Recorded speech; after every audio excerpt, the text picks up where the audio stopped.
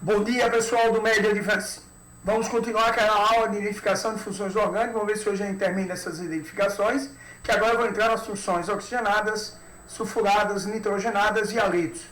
Quero aproveitar também para comentar que em anexo tem uma lista de exercícios com questões só de identificação de funções, né, com o gabarito, com resolução em anexo na própria lista. Ok, pessoal? Vamos lá, são 3 slides de 15 minutos. Então, começando o primeiro slide. A gente vai ver agora as chamadas funções oxigenadas. Ou seja, se é oxigenada é porque tem oxigênio. Uma função oxigenada importante são o álcool.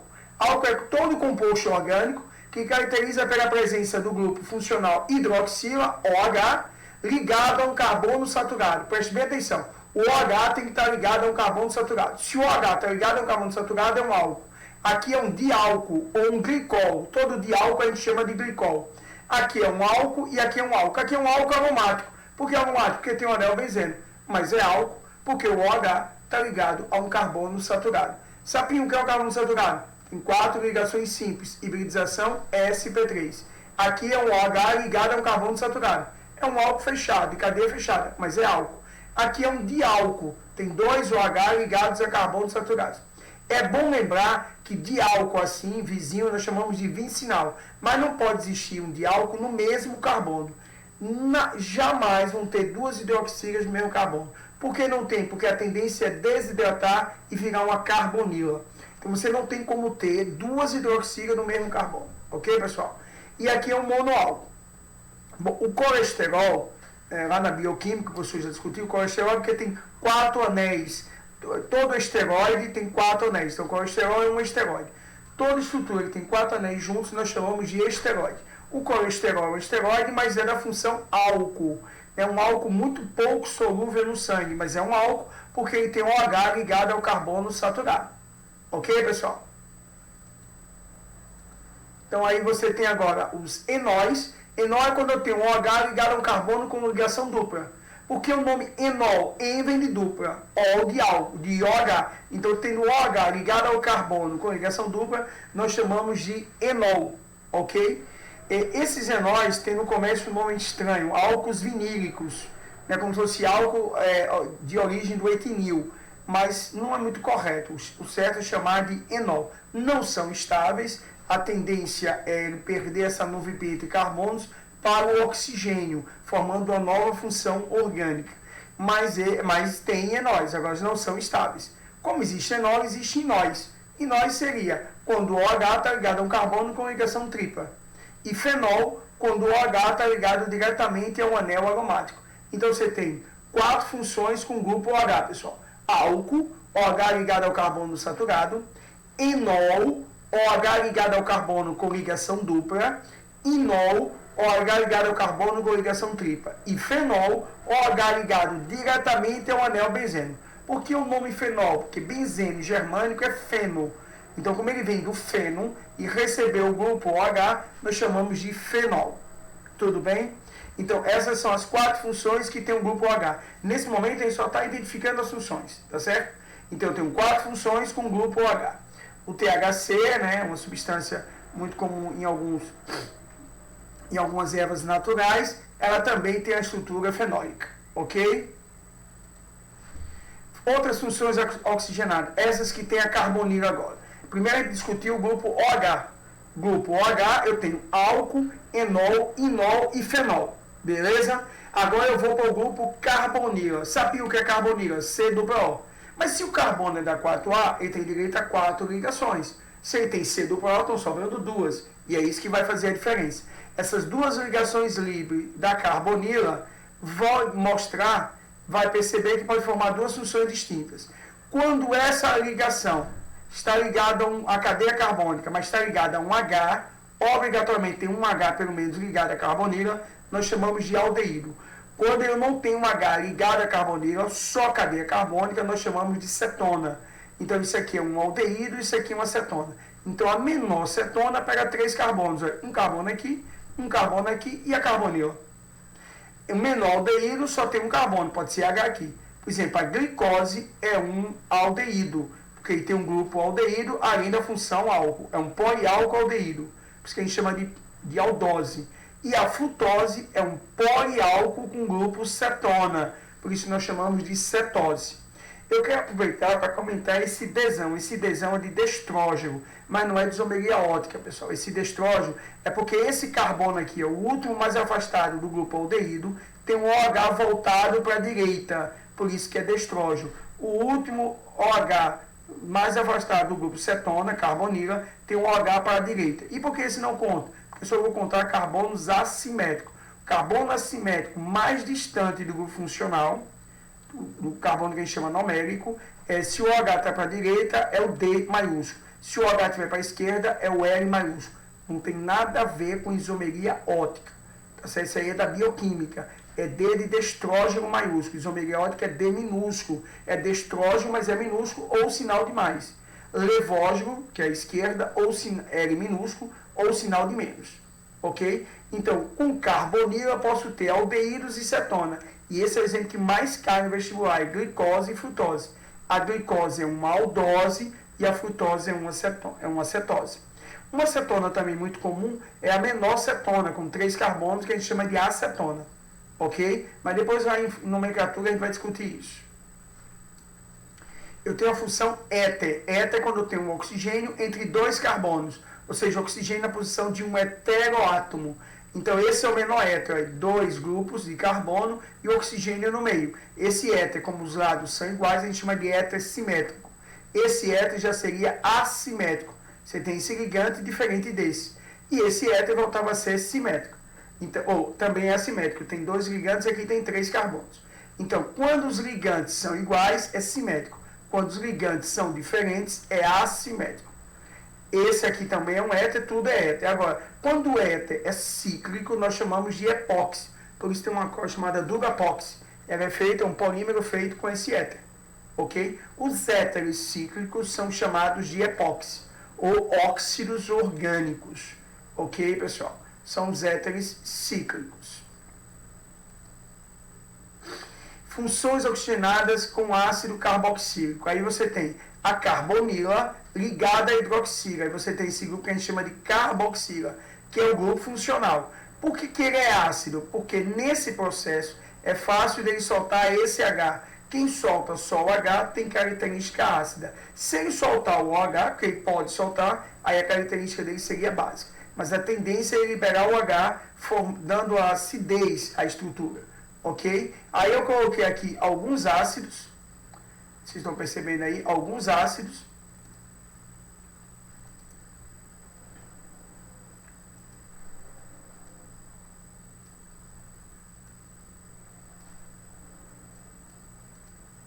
Alguns ácidos, né?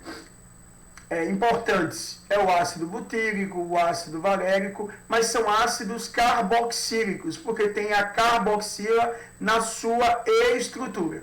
Ok, pessoal? Teve a carboxila na sua estrutura, é um ácido carboxílico.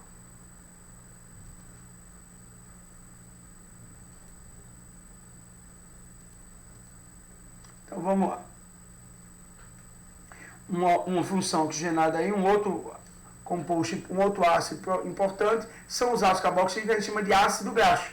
O que é um ácido graxo? São ácidos carboxílicos, monocarboxílicos, só tem uma carboxila, de cadeia normal, ele não tem raiz, longa, com mais de 10 carbonos, geralmente aos pares, 10, 12, 14, 18, 20, 22, e pode ser saturados ou insaturados, possui número par de carbonos. Então isso aqui é um ácido carboxílico. Ele tem uma estrutura que é a cadeia carbônica, que é apolar, e o grupo funcional, que é polar. Mas como a cadeia é muito longa, é por isso que ele é chamado de graxo, porque ele é pouco solúvel em água, porque a cadeia carbônica é muito longa.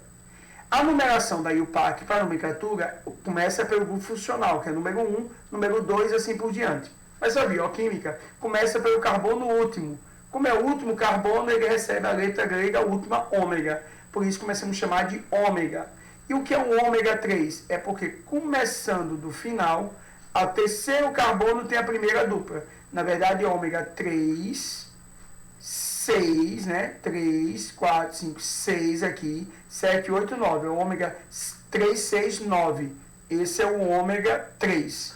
Na verdade, este ômega 3, ele não é 3, ele tem 3 duplas ligações. Como ele tem 3 duplas ligações, ele é chamado de ômega 3,6,9.